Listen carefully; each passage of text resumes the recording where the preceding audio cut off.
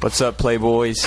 We are back with another edition of the CMB Sports Show. I'm your host, Braylon Brakefield. Here with me is my co-host, Cole Lepchitz. And Cole, you've got some beef with the AP voters? Dude, I got major beef. I have major beef.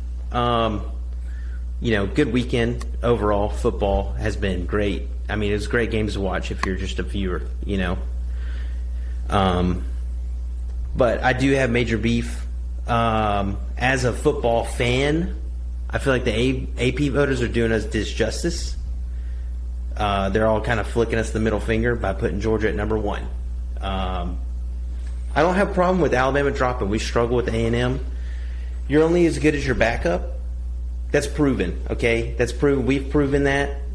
Texas proves that. Everybody proves that everybody has to play their backup from now and again. And Georgia struggles with Auburn for 3 quarters, has to go hurry up, no huddle to run up the score, and they get put up at number one. Just drop both of them back. Alabama and Georgia has struggled all year. They have not dominated anybody. Georgia dominated Oregon, okay, and then some nobodies. Struggles with Kent State, struggles with Missouri, struggles with Auburn for 3 quarters. Then they get put back at number one. Just drop both of them back, put Ohio State, Clemson, and Michigan, or at least Michigan, they haven't struggled with anybody. They haven't really played anybody either, but that's not their fault, really. So, put them up there. I just don't get it. Why throw Georgia up after just continuing what they're doing with lesser opponents? Yeah, so my thought process on it is, I don't know why Georgia ever came out of the first place spot. And I don't even think this is even a conversation if they never dropped down. They struggled with Missouri, and they struggled with Kent State. But, struggling with Kent State is pretty bad. But struggling with Missouri, to me, I know they're a bad team, but it's a conference opponent. Like, that happens. You play the same team every year. Eventually, those coaches are going to catch on to what you like to do. So I don't like to really punish people for losing those games. Like, Clemson struggled with Wake Forest, too. That went to overtime with them. So that's part of it. And other than that, everyone struggled so far. Alabama struggled with Texas, and now Texas A&M. Ohio State really hasn't looked dominant so far. Like you said, Michigan, but Michigan hasn't beat anybody. Clemson, Tennessee, USC have all looked pretty vulnerable. So to me, it's who do you put at the one spot? So in my eyes, if Georgia should have never came out of the number one spot. You know what I'm saying? I just think I agree with you. But if you're going to drop anybody, at least show me that you're watching the games, because I don't think at this point that they're watching the games. You can't sit there and tell me that Georgia, you moved Georgia last week, okay? It's done.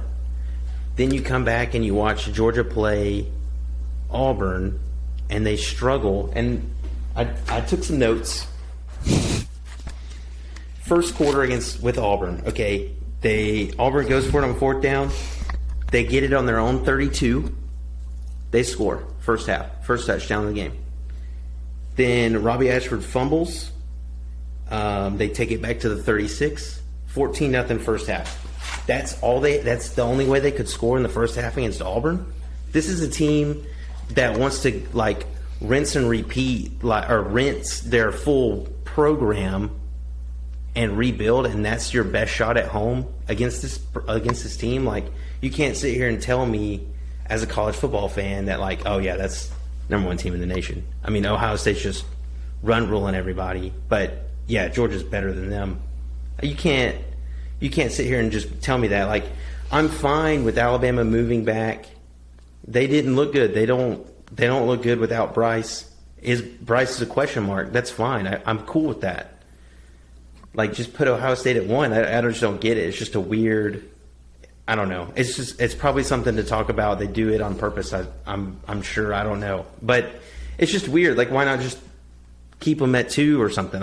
Move Alabama all the way back to 3. That's fine. Put Ohio State at 1. I think right now they look more deserving than Georgia. Personally, they've taken care of what's on their plate better than Georgia has. That's my only argument. That's my beef. I'm glad Tennessee gets some recognition for dominating LSU at home. That's pretty cool. JMU, James Madison, gets top 25. The best team in Virginia. That's really cool. Yeah, no doubt about it. They run rule Old Dominion, who is the king of Virginia right now. They would. I don't think they play, but they would. So, but yeah, I just have beef with the top three, and it's really interchangeable. I think all three of those teams play like some kind of 7-game series. It's all probably pretty even. Honestly, I think they're all pretty equal. Yeah, if you look at their schedules, Georgia beat Oregon and South Carolina at South Carolina. They go to Missouri, which is the main game. I give you Kent State. That's just kind of crap happens. Sometimes you just don't show up. And then Right. Missouri, it's a interconference play at their place. You still squeak one by. Ohio Night State. game. That's fine.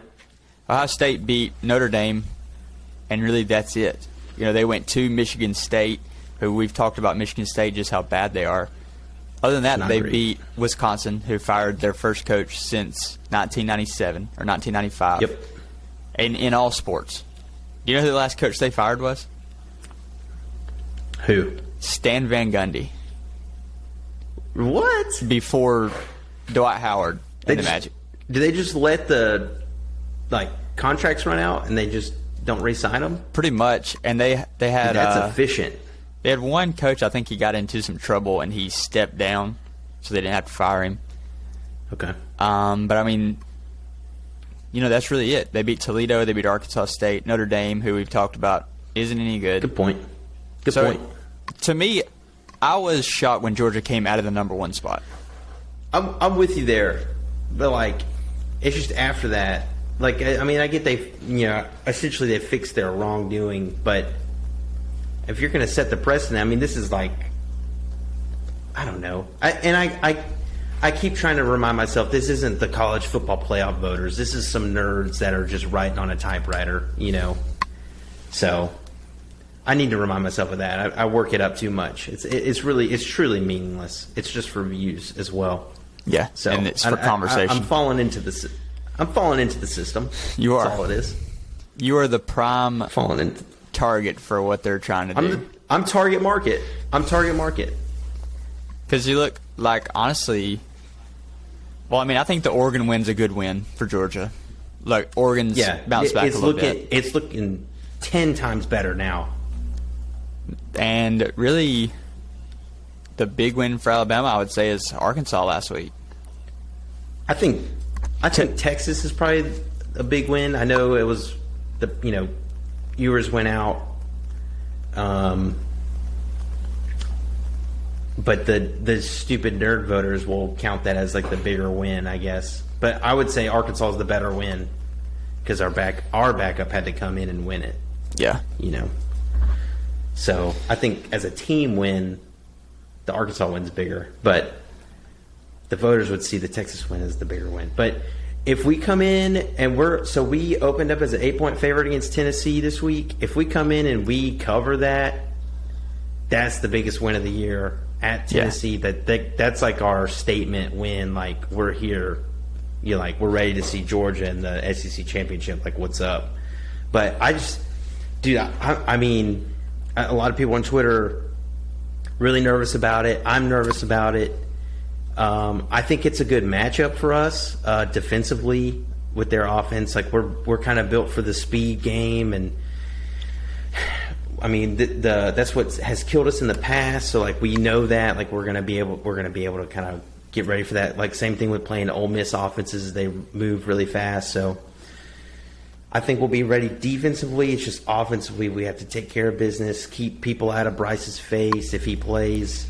And if Jalen Milroe plays, we just have to. I don't even know what we got to do. We just got to do something. We got to just try for first downs, keep them off the field. That's really what it's got to be. Run the clock off. Really play old school football. Really, just smash them in the mouth. Say we're bigger than you. That's the only way. If Milroe plays, that's the only way. The if Bryce plays, it should play out like normal. But if Milroe plays, it's just got to be old-fashioned. So looking at the AP poll, looking at the top three, all three teams are getting first-place votes. And it's a point system. There are 20 points between Alabama and Ohio State, and then 30 points between Ohio State and Georgia. There are 150 points between Clemson and Alabama. So these three teams, there's 50 points between them. So a big win by Alabama and, a close win by Georgia next week, you could see those two flip-flop. Like, I think these three could just rotate in and out of the top three spots until the playoff poll comes out, which at the end of the day is all that matters anyways. That's true. That's a good point. And I mean, personally, if we're the AP poll is for here, it's here for us to talk about. So I mean, if there's something to talk about, I think that Oklahoma State gives a really good game to Michigan. I don't know if they beat Clemson. I think Clemson kind of has some gas in the tank that we really haven't seen yet. Like once they figure it out late in the season. But like Michigan and Tennessee, I mean USC and Tennessee could give Michigan and Clemson a game anywhere, any day. Is what I think personally. I think they have that gas in the tank that like would shock them. Like they could score with Michigan and Clemson on any day, any field. I think the only thing that Clemson has that keeps them at the 4 spot, if we were to make like a playoff bracket here, is their like defense and defensive front, more specifically because it's kind of like an SEC defensive front is how I would describe it. I mean, they just got big, nasty dudes that come for the quarterback. So, I mean, that's one thing that I would look out for Tennessee. I don't think USC would be able to handle that. But, I really think, like, if you put Tennessee at 4 right now, I wouldn't have a problem with it. I mean, they have just dominated whatever is at, like, in front of them, really. I mean, and Clemson's good, but they just have so many question marks, Like, how good is NC State? That's probably their biggest win at home at night. Like, it's just tough, and Tennessee's kind of taking care of business. So it's a big week for Tennessee and Alabama. I mean, kind of to see where they stand. Yeah, big week for USC this week too.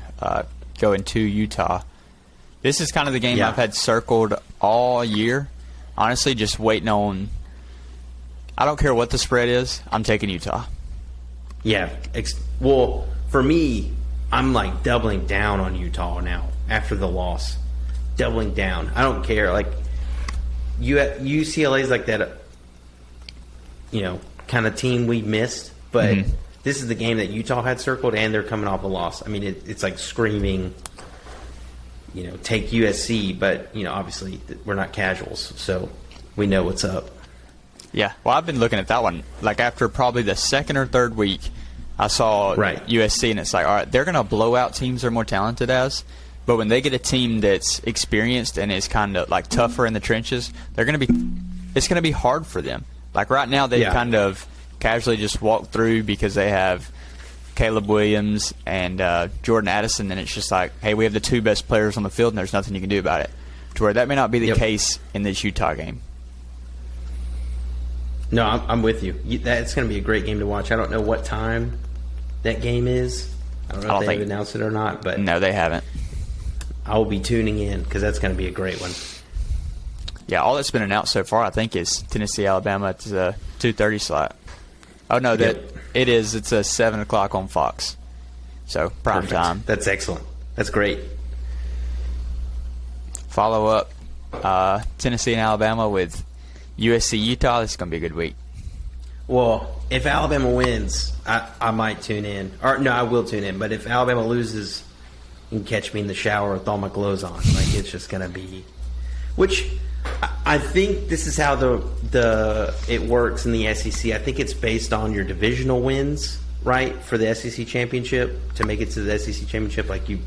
So if there was a game for Alabama to lose, this would be the one, and you're still undefeated in the West. Or is that a tiebreaker? I'm pretty sure that's how it works. I think it might be tiebreaker. If it's the tiebreaker, I still think it's fine. I still think everybody loses. Yeah, because this is the one you lose, you would have to beat somebody else in your division. So everybody on your side would have at least one loss, and then that would ultimately give you the tiebreaker. So if there's one to lose, this is the one. So it's not, say we lose this game, there's still a chance we make the playoff and all that kind of stuff. If we take care of business, and we still have to beat Georgia for that to happen. I mean, it just makes it a little bit tougher. We can't just lose the SEC championship and make it, which would still be in question if, with this year, with how kind of even everything is for that 4 spot. So, but still, I mean, I want to win this game just because this is probably our second or third biggest rival. Like, I hate Tennessee. Personally, I hate Tennessee fans. So we have a pumpkin that's like a little furry pumpkin. I threw him in like the closet. Like, I just can't see orange this week. It's just deep. It just runs deep, man. I don't know what it is. I just can't stand them. I mean, I know what it is. They're all dirt bags. So, yeah, so I mean, I'm gonna be cool till 3:30 Eastern time, and then I'm just gonna be like, if you're wearing orange, man, like, it's game on. Like, I'm punching you in the face. Like, don't be around me. Trying to find these, see if there's any lines that kind of stick out. Today we saw just how bad it is in the NFL when you're on your third string quarterback that nobody's heard of with the Jets. The Jets are a pretty good team. Just I mean, they're the Dolphins. Yeah, 40 to what? 40 to 14 or 13, something. Yeah, something weird. I think it might have been 19. 40 to 19. I mean, I didn't watch any of it. It's terrible. And it kind of shows you like the flip side with the Patriots. They they're on their third string and they blow out the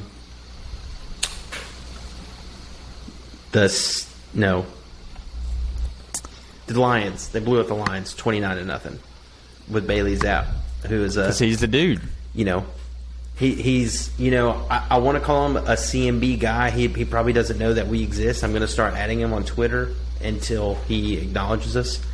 I'm gonna go back and clip where we talked great about him and all that kind of stuff. So watch out for that on Twitter. But he's our guy. I mean, I will get a Bailey Zapp jersey before I die, and he's that dude. I mean, he just blew out the Lions, who have hit 100% overs this year, and it was him solely that shut him out just because he was on the other side of the ball. They knew that they had to go for it, and they just couldn't. And, so Bailey Zapp's that dude. I'm sorry, Mac. Mac, you were my boy before. It's Bailey Zapp now. We called it, like, draft night. I think he went, like, the 6th round or something. We're like, if Mac slips up, Bailey Zapp can spin it, and he'll be there. He's in there. He should have been the Heisman last year. He should have been the Heisman. I'm there. Like, Bryce is my guy. I love Bryce. Bryce is a great college quarterback. I'm not going to say he's going to be anything in college because he's kind of small guy. But, I mean, in pros. But Bailey Zapp's that dude. I mean, he was, like, setting records at Western Kentucky. So, I mean, it's no fluke that he comes in and he just delivers as a rookie for the Pats, too. I mean, it's kind of on brand for the Pats, really. I mean, 6th-round guy just coming in, tearing it up. So, nice to see. Nice to see that they're back on track. Can you believe Oklahoma's favored over Kansas this week? Oklahoma favored by 7 against Kansas. How are they favored over anybody at this point? That is the way too early lock of the week right now. So it's Kansas plus 7. I see that one. Texas by 14 over Iowa State. With Quinn Ewers healthy, Texas is like a top 5 team in the country. I agree firmly on that. I mean, I don't see anybody in the Big 12, especially, stopping Quinn Ewers at all. Not even close. Ole Miss and Auburn play. Ole Miss is favored by 16. One thing I would take is I kind of like that, but I think I would end up taking under 54.5. Just because Ole Miss isn't what people think when you think Ole Miss is like they're going to try to air it out. They're playing great defense and they're running the ball extremely well right now.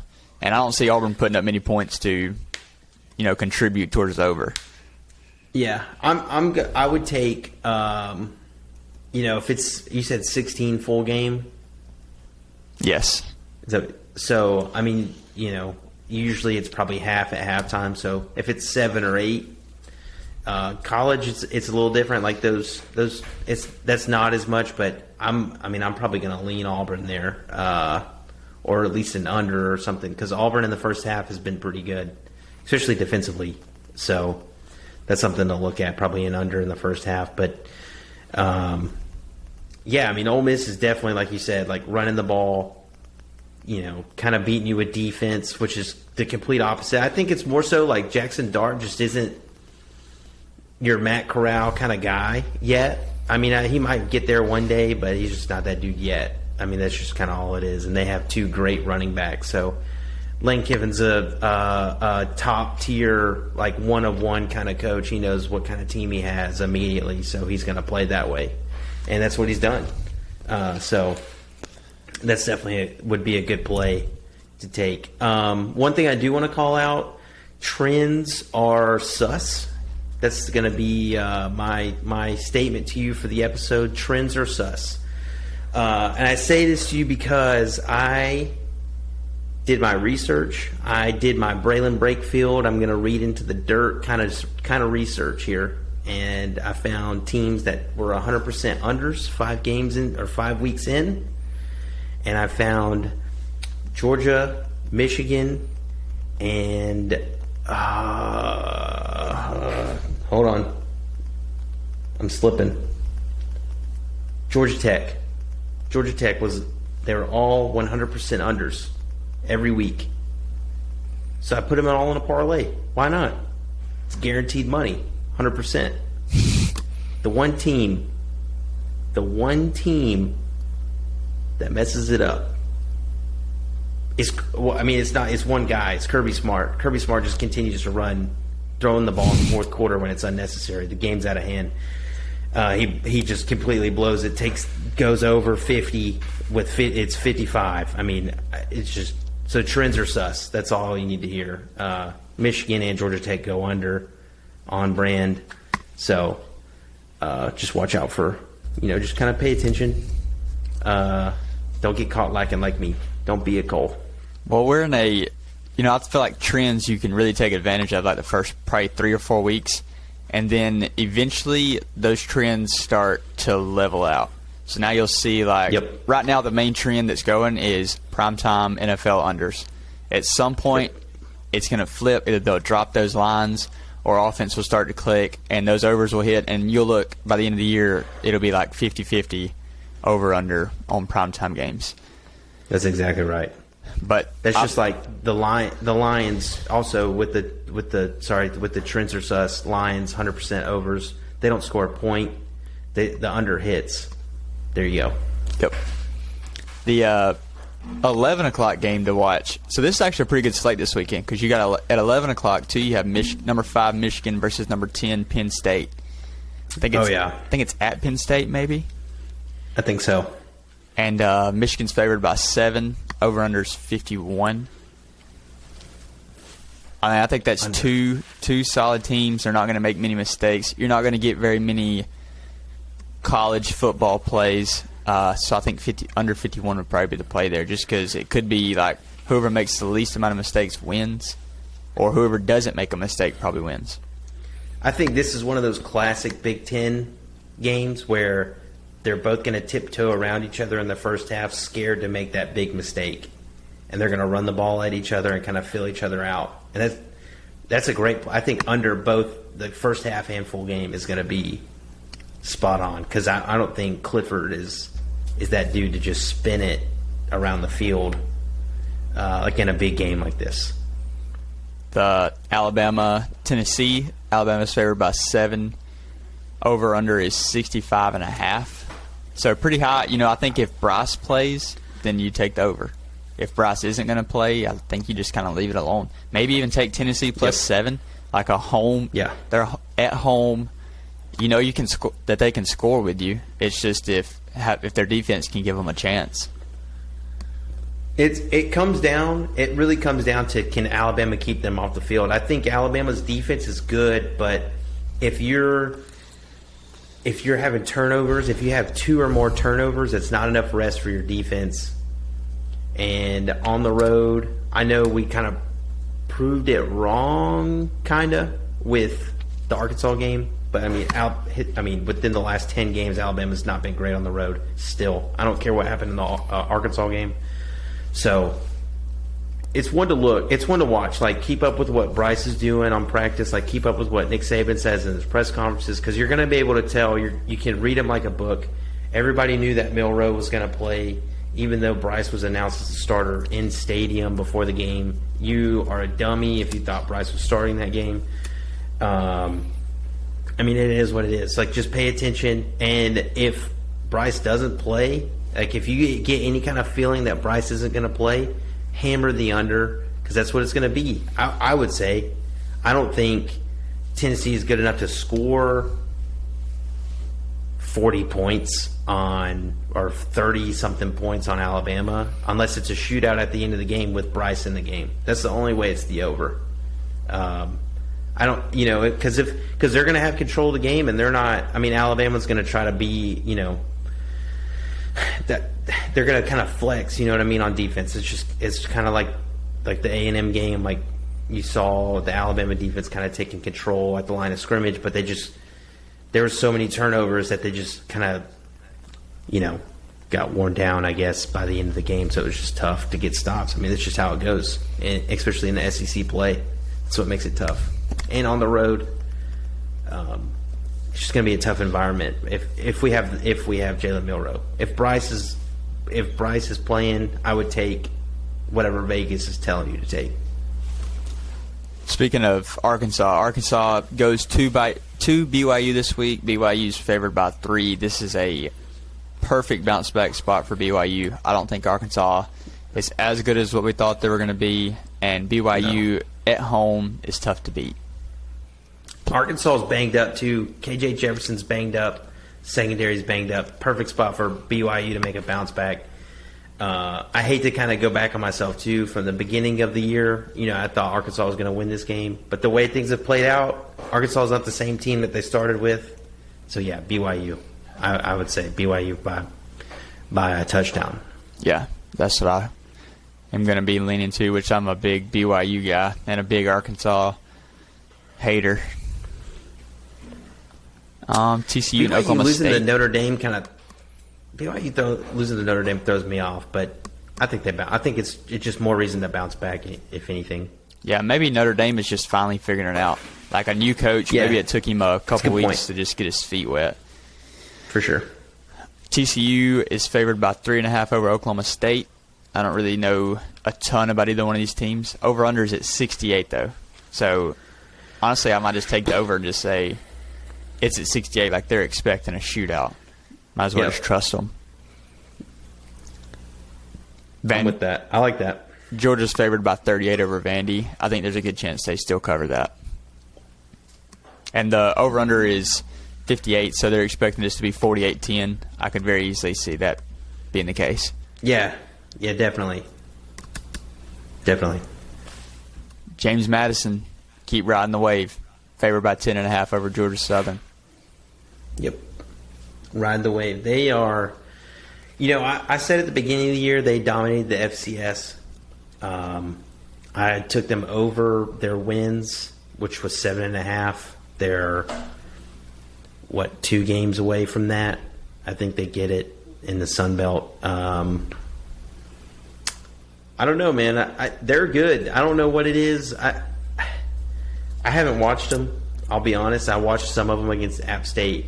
They're just not really on. They're on like ESPN Plus. They're just not on TV.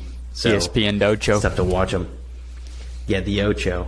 But people around here are buzzing, man. They're like 2 hours away, and it's a buzz. They're the team of Virginia right now. So it's kind of cool, honestly. Like, you see James Madison flags flying everywhere now. We'll play a game of guess the line. USC at Utah. What do you think the line is? Oof. Yeah, I think with USC being good now, I think it's inflated towards USC probably like 4 or 5.5. It's Utah minus 3.5. So, whoa. Which I'm taking it regardless. Really? And I think the public will probably vote it down too. maybe to 3 or 2.5. Yeah, for sure. I'm gonna wait. I'm waiting until game time for that one because I mean, you know how it's like. I mean, you know how USC is. People love when USC is good. Same thing with UCLA and Texas. You know, I just don't know. It's just hard to like. The Pac-12 is just so balanced. I feel like, you know what I mean. Like UCLA, USC, Utah, Oregon. I feel like they're all kind of the same. So I think I'm going to wait till like right before game time and get like the truest line, you know, and bet. I mean, I'll probably take Utah. I think it's a perfect spot for them, especially at home. Here's a sus line: Clemson by 4 over Florida State. Number 4, Clemson, only favored by 4 over Florida State. Where's it at? I think it's at Florida State. Where's the LSU Florida game at? Is it at Florida? Florida State. It's at Florida. Yeah. So then it'll be at Florida State. Trying to figure out which is home and away on this app. Oh, hold on. I got you. I'll look it up. Florida's favored by 2.5 over LSU. Yeah, it's at Florida State, and then LSU's at Florida. Dude, okay, so Florida State, Clemson is. See, like this is where Vegas like plays mind games with me because like usually, or I guess towards the beginning of the year, you have to shift because like these are conference games now, so it's different. But like you know, if Clemson, well, no, I'm getting it confused. We were calling at the beginning of the year ranked teams going to unranked teams, and the unranked home team is favored. Yes. So this is extra sus. Yeah. 4 points at Florida State. This is like Vegas is telling you to take Clemson, obviously, like by a touchdown. Like you're like, okay, we need to project this a touchdown. But this might be one I let the public bet up and then take Florida State at 6.5. Like this one might get kind of weird. Yeah. Florida State's going to pack that out. Now we can we go ahead and move over into some baseball since that's the big thing going on. You know, the Mets just lost, so yep. I really hate the Mets. I hate them. Keeping it a buck with you. I think outside of the AL East teams, my next least favorite team is the Mets. I remember when they get DeGrom and Scherzer, and it's like Garrett Cole is now the third best pitcher in New York, and Pete Alonso's better than Aaron Judge, and none of this is true. Like, if you're going to come with facts. The fact is Garrett Cole's a better pitcher than Max Scherzer. In the playoffs, Max Scherzer has like a 4.5 ERA. It's like, terrible. He's historically awful. Awful. Garrett Cole's finished in the Cy Young for the last 5 years, in the top 5 Cy Young voting. He's got a 2.3 or a 2.5 ERA in the playoffs. Like, the Garrett Cole slander is one of my biggest pet peeves in sports. Yeah, I mean, he's a true ace. Garrett Cole's a true ace. Max Scherzer is not an ace on his own team. Like, and you're going to sit here and tell me that Max Scherzer is better? Get out of here. Also, he's just a weirdo. Before this series, the Mets said they're not going to throw Jacob deGrom unless they have to. So they were planning on resting him for this, and then they ended up having to throw him game 2, which was the only game they won. And they get shut down 6-0, only getting 1 hit in game 3. So, dude, the Braves better hand Jacob deGrom the bag. They better not let him go anywhere else. I mean, there's 2 teams right now that are handing out bags. It's the Dodgers and the Mets. He's going to end up at one of those places. I think at this point, DeGrom has enough money, like he wants to win. I mean, because what is his career if he doesn't win now? He can't go to it. I mean, I could see the Dodgers, of course, but he can't go back to the Mets. It's over with the Mets. They've had their chance. Like, he's going to go.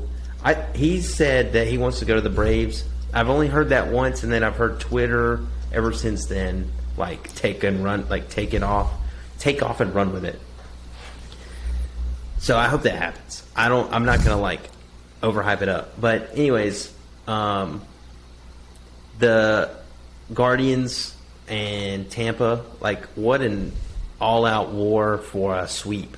I mean, really, that was incredible. 15 innings for the game 2. I mean, if Tampa wins that, they're done. I mean, there's no way that they can come back and win another game. So, I mean, this just plays out perfect for the Yankees to make it to the ALCS if they could just take care of business. Yeah, I was licking my lips whenever I checked, and it was in the 13th inning, and both offenses had combined for 7 hits and 0 runs. Yes. And I'm thinking, I get Garrett Cole, Nestor Cortez, and Severino against these guys for 3 games, and they can't hit anybody on their own staffs. Like, sign me up. Yeah. And BB sends me a thing on Facebook about Aroldis is already at home. Like, he's not even planning to come back. Like, good. Stay away. Like, that's fine. That doesn't affect the Yankees at all, really. They have the dudes in the bullpen to do it without him. To be honest, I mean, he's blown so many. I think he's blown every playoff, not performance, but every, like, just playoff. He even tried to blow it for the Cubs, and they were just too good to let it happen to him. So, like, please stay at home for us, Yankees fans. I think the writing was on the wall for Chapman that, coming in this year, they were looking for a new closer, and I think when he saw he wasn't going to be the closer, supposed to have a workout on Friday, and he doesn't show up. So basically, Boone just left him off the playoff roster and was like, go on ahead of the house. Like, we're not going to re-sign you anyways, so go ahead and just go on. We'll finish this run without you. And which is huge to pick up guys like Efros and, guys like that to replace him and be good to go for the playoffs. Well, I'm like you. I've seen he's so memeable whenever he gives up the, blows a lead that I can't handle it anymore. And, like, I get it. He's been known as the best closer in the league for however many years. But, like, at some point, when you get to the playoffs and you're in these positions, in these Game 6s, Game 7s, you have to be the best closer in the league in those situations. Like, how many times has it happened where he gives up this lead, he blows the save, and, like, I don't care that the Astros had buzzers or whatever. Like, they still did. It still happened. Like, it was on brand for Aroldis for that to happen because of what happened with the Cubs, and then even before then with the Reds. Like, there's no way it happens this many times and it's just like, oh, well, he's just the best. He's always in these situations. Like, no, at some point he's the best and he dominates these situations. So I'm fine with him being left off. Yeah, I feel like, too, right now, like, I don't know if there's a closer in baseball right now that I would say I trust, like, bases loaded, nobody out, that you can throw out there and he still wins. Like, growing up, watching Mariano Rivera pitch every playoff series, it was like, it's over. As soon as he comes out of the pen, you're done. And I don't know if there's a guy like that right now in the MLB. There's really not. I don't know stats for relievers off the top of my head. If there's one dude that I can think of, just because I've seen him throw, is Raciel Iglesias. He's not even our closer, but he's like our 8th inning guy, and he's like locked down right now. He's just like flaming hot. That's probably the one dude that I can think of. Josh Hader is always tough to hit. I think in a playoff season or playoff scenario, he probably turns it on just against lefties, But I think if you had to throw anybody out there, it's probably Iglesias. That's really it right now. I mean, he's just been like cold. Like, I mean, not cold, cold as in good. Like, he's not letting anybody score. So it's just crazy how kind of like the bullpen, it's more of like a collective with bullpens now. Yep. Whereas like 10 years ago, it was like you needed like 2 dudes and you could dominate a playoff. Yeah. Josh Hader has 1 inning pitched right now. Gave up no hits, no walks, 1 strikeout. So that's pretty good.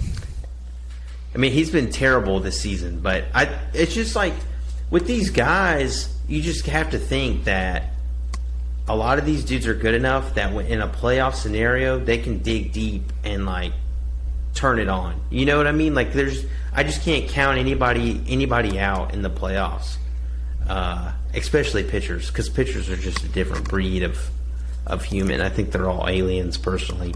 They're not from Earth, where they're not from the same planet that hitters are from. Maybe the hitters are from a different planet, but I just don't. They're just different. So I will never count out a pitcher in the playoffs. The other side of the American League, the Mariners beat the Blue Jays. Game 1, they won pretty easily. They jumped on them pretty quick. And then Game 2, they came back from a 7-run deficit down 8-1, ended up coming back to win. And we talked about them like, that's a scary team. Like, I don't know how confident the Astros can be right now with that lineup coming to town. Yeah, no way. I mean, they just have the pitchers for the Astros just have to not let them get anything, really. I mean, that's really the only way. Or just hit with them. That's going to be tough to do. And they've got a little, like, swagger to them. Like, yeah, I love Jesse Winker. He's one of the, like, he's a dog. He's one of those dudes that he's looking to pick a fight. In every city he's in, he, like, carries that chip on his shoulder. And then, I don't know if you saw this with George Springer, but they hit somebody on the Mariners team. It might have been Rodriguez. And then it was Rodriguez. Castillo ends up hitting Springer.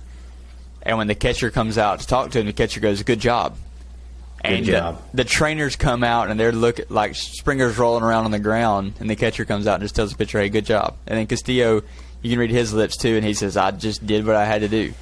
So it's like these guys got each other's back, and that is a scary thing to go against.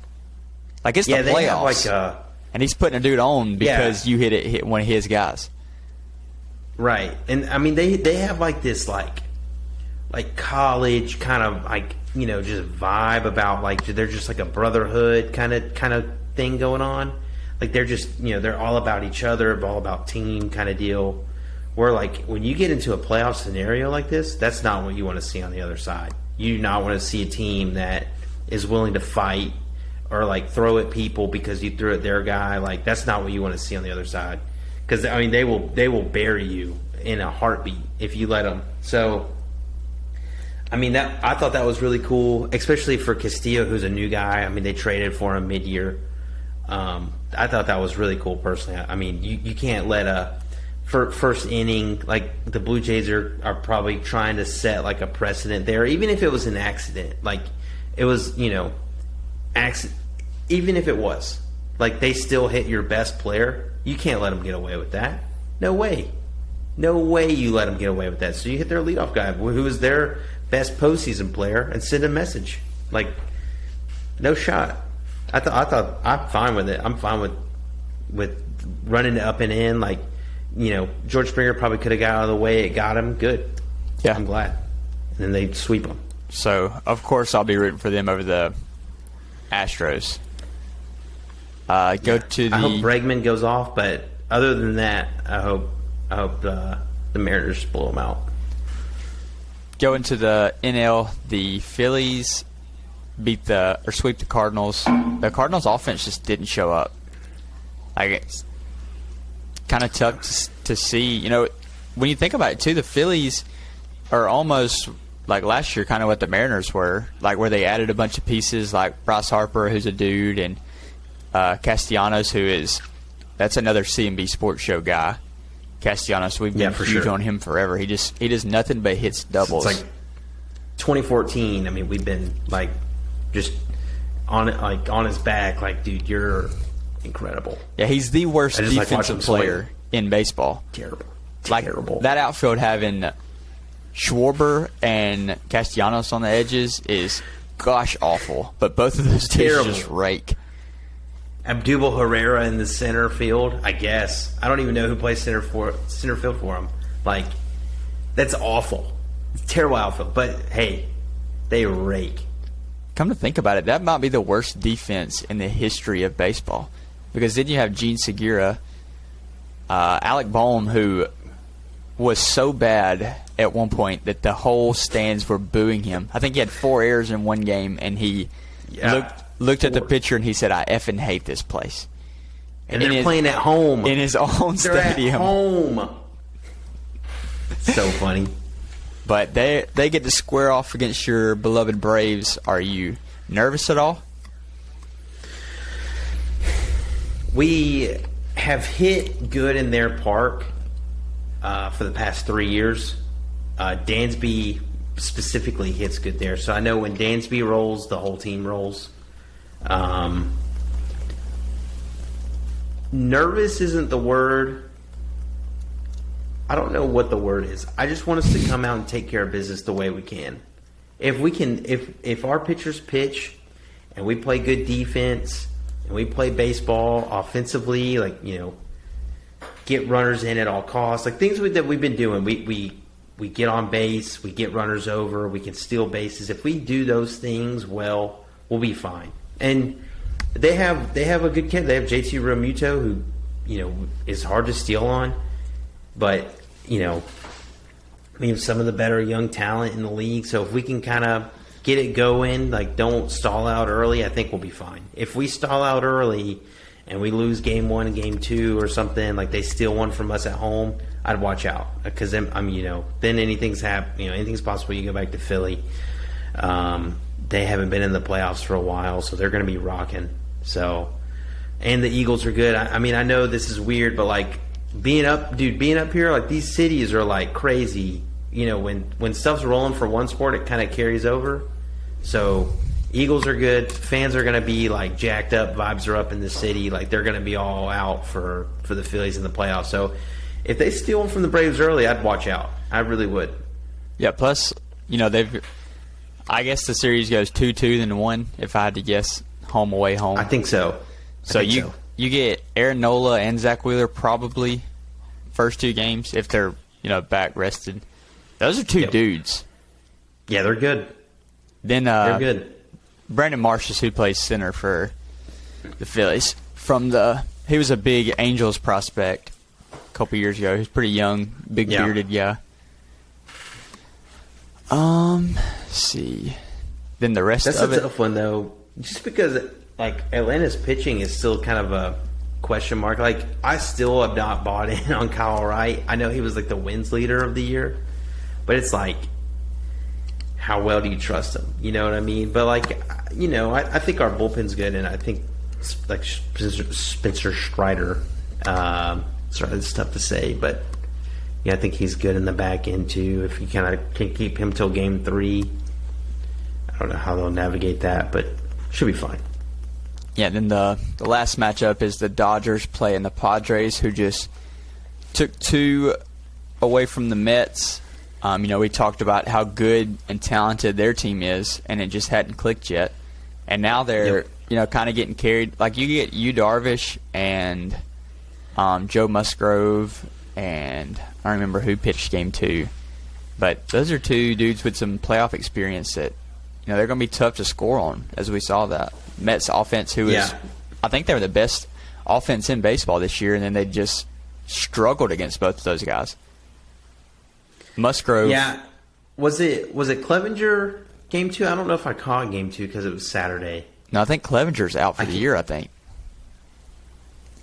Oh, really? I think he got hurt earlier this year and went out for the whole year. I could be wrong, but no, he came back towards the end. I just don't know. He wasn't good when he came back. I don't know what his role is though in the postseason. I'm about to look it up for us. You can go ahead. Go ahead with the. Musgrove. Oh, Blake Snell. Musgrove. Oh yeah, duh. Today with. I get what the Mets were trying to do. It's the 6th inning. Musgrove's throwing 59 pitches. And you've got 1 hit so far. Buck Showalter, being the OG gangster manager that he is, comes out and says, "Hey, I think that guy's cheating. Go check him." Musgrove is standing there you can check whatever you want. I'm good. I know I'm not cheating. He ends up striking out the second batter of the inning, and he goes to the dugout, the old "smell you later." And, just one of the most savage things that you can do. When you turn and you look at the manager and you're like, you have ended this game for your team. I was already rolling. Now it's about to get even worse because you triggered that inner demon in me that I haven't even let out yet. And just went, that's so cool. Yeah, that's like an alpha. That's like alpha move, you know. And it kind of Musgrove was kind of that guy. I mean, like he, came from the Astros, who, I mean, he was tough to beat there. And then he comes and he threw out, what did he throw, a no hitter or I don't think he threw a perfect game. Was it last year or 2 years ago? I think it was a no hitter. I have. What could have been a perfect game? No, we would remember that. But yeah. I think it was a no hitter and dominated. I mean, he's a dominating guy. Like he has potential to dominate you at any given start. And I don't. If you have reason to believe that Musgrove is cheating, or maybe he even used to use spider tack and you think he's getting away with it now or something, okay. Like I get where you're coming from, Buck Showalter. Like your back's against the wall. You're looking at a loss here. You want to maybe catch him and catch them off guard, the Padres off guard. But at the same time, I mean, like, I don't know, man. Just tell your dudes to, like, let's get it. Like, let's go. I don't know. Like, I wouldn't look towards the other team. Like, I would still look at it as a manager, like, we're playing a faceless opponent. Like, let's do what we need to do to get on base. Like, you can always kind of dig a little deeper. Like, that's what the playoffs is all about. So, I don't know. I don't know if I'd really go at the other team there if that's me, if I'm Buck Showalter. But, I mean, I kind of get it at the same time. Yeah, I think it was just a psych move, just trying to get in Musgrove's head and just kind of throw him off. Especially, Musgrove being the, coming from the Astros, who were cheating at the time, to, just kind of try to throw him off. And I like Musgrove. Yeah. He's been one of the open ones about the whole cheating scandal, and just basically been that's like, what I was about to say. Like, he doesn't even like looking at his ring or anything like that. He's like, I don't feel like we really earned this, and so he's on a mission trying to get a real one. Isn't that crazy? He legit is like, I don't.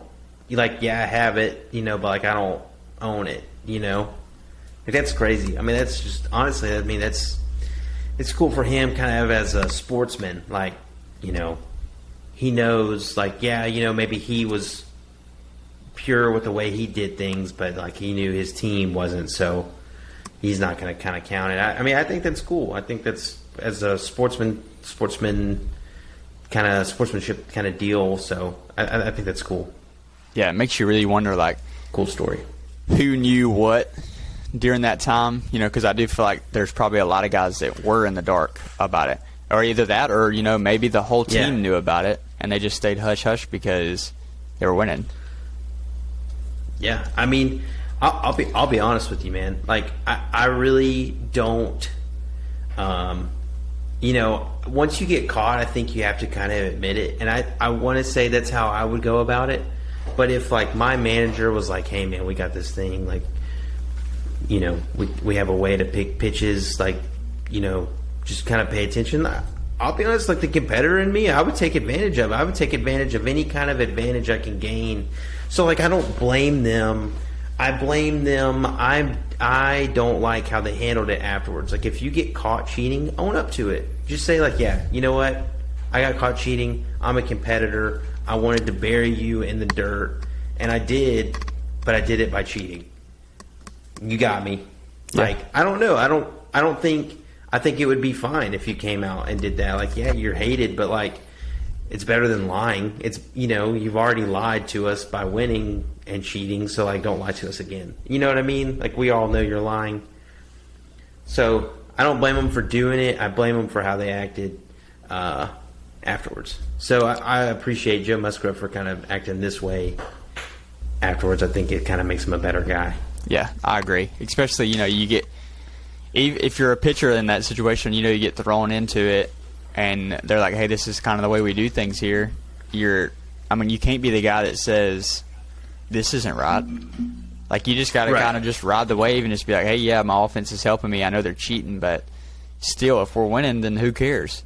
And then once you get caught, just be like, hey, it is what it is. We were trying to win and get an advantage. Like you said, don't be like, my wife told me I can't take my shirt off because I had a bad tattoo on. My wife's modest, and all the BS that the fake MVP garbage Jose Altuve said. Facts. I'd love to fight that That's guy. why, like Bregman, I've never heard Bregman defend it or anything. Like, he just is always kind of like, I mean, what do you want me to say? That's why I will never blame Bregman for anything. He was a rookie then, or he was young. Might have been his second year. So, like, I have no problem with him. And, but like Altuve, like, and JJ Redick, I'm kind of just like, I mean, they kind of didn't really go about it the most ethical way afterwards. So Yeah. they kind of just lied to us all. Correa, Not really too. with that. Yeah, Correa was probably the worst, honestly. I mean, kind of like was like making fun of us for believing the accusations. We were like, "What do you mean? Like, we can hear it. Like, there's proof." You know? He went and started an MMA podcast to keep people from trying to beat him up. Jerk. I was trying to find if I could find like World Series futures, but I don't think they had those up just yet. Who's your favorite right now? If take out the Yankees, obviously, Yankees Braves are the favorite. Take out the Yankees. Who's your favorite? It's got to be the Dodgers, don't you think? So too. Dodgers are. If the Astros can get by the Mariners, they might be. They might be an actual. They might be real. They're just so weird. Like, they're just like such a weird team. Like, their pitchers, I just don't feel like they have the Valdez guy, the guy that wears the flat bill. I mean, he's good, but like everybody else is just. I feel like is hittable. It's like, and like their offense isn't like just outstanding. You know, like when you watch them, like they just get on base. You know, like they just do all the little things right. I feel like so. It's just weird. You kind of have to get up on them. Kind of like the Braves really did it the right way last year. Like, they just got on them early and never really gave them a chance to like take over. That's the only way to do it. And I think that's the way the Yankees could do it too. But it'll be interesting to see if the Mariners can do it, because I feel like they have the roster to. I wonder what they're. But it's like, it's just doing it is the tough part. Like, executing. Head to head, the Yankees were 4-1 against the Indians. The only game they lost, it was 2-0. So probably a rest day for the Yankees if they lost. They beat them 6-1 the day before. They beat them 13-4 and then 6-1 in a doubleheader. Then the next day they lost 2-0. So they had taken the series and probably rested. I like our chances. Yep. Other than that, we beat them 10-2 in March, which, you know, who really cares at this point what happened in March, and then 5-4 in March. So who knows? I like our chances a lot, though. I will say this: Yankees and the Indians or Guardians, whatever, Cleveland, like those stadiums for playoff baseball is great. It's awesome. I love watching playoff games in Cleveland. I don't know if it's the fans, the field, the stadium looks really cool. I don't know what it is, but like it just looks awesome. And it honestly might be because they just somehow draw the noon game. Like every year for the playoffs, they make it.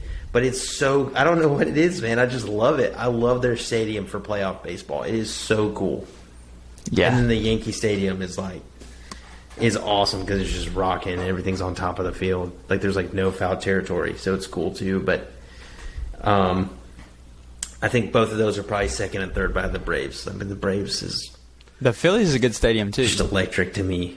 And, you know, Philly fans are wild. It's been a while. Yeah, they are wild. They're like riot. It's like a riot. When I think of the Phillies, I think of like Roy Halladay and Ryan Howard. Jimmy Rollins. And like Jimmy Rollins, yes, dude. And I think about those white towels they had just going bananas. Like that's what I think about. And I mean, it's just been so long since they've had big games like this, so that'll be cool. Seeing it in their stadium. That scumbag Chase Utley. Get the dirtbag, dude. Just trying to take end people's careers for no reason, kind of guy. But that's it. I was trying to find. I'm excited, man, dude. College football October is the best month of the year. Hockey season starts October 11th, 2 days or 1 day from when this airs. That's why I have all my Capitals gear on. Big Capitals fan. Tom Wilson's the GOAT. Ovi's the GOAT. So Ovi maybe. I mean, just October, man. It's just a cool month. Halloween's a cool holiday. It's just like the best time of the year. I don't know. Division games, conference games, NFL, college football, hockey, playoff games. It's just great. Go get your pumpkin spice cold brew, boys. Treat yourself. That's right. Don't let the Treat women yourself. hog all the pumpkin. Like, this is our only month we get it. Maybe 2 months. I don't know how far into November they go, but if you want to dabble into some Treat pumpkin, yourself, go man. ahead. Don't be scared, man. Go for it. Go for it. Just, I know I used to be there. I used to be scared driving up to the Starbucks. I'd ask for just a black coffee, like whatever. Like I'm there. I've been there. Go for it. Get that pumpkin cream cold brew. Trust me, it's good. And it's not anything to be embarrassed about. It's flavor, is what it is. It's just good stuff. Yeah, say it with your chest. That's right. Don't be scared. But that's it. Enjoy the games. Big weekend. I'm sure we'll have another episode, maybe 2, before Saturday's games. And we'll dive into some more stuff. But hopefully we got you caught up enough in everything going on, this mad chaos. Hopefully we simplified it a little bit for you. Oh yeah. Let's have a good week, gentlemen, and ladies, of course. Man, let's just enjoy these baseball playoffs. They start Tuesday, man. It's gonna be great. Love you guys.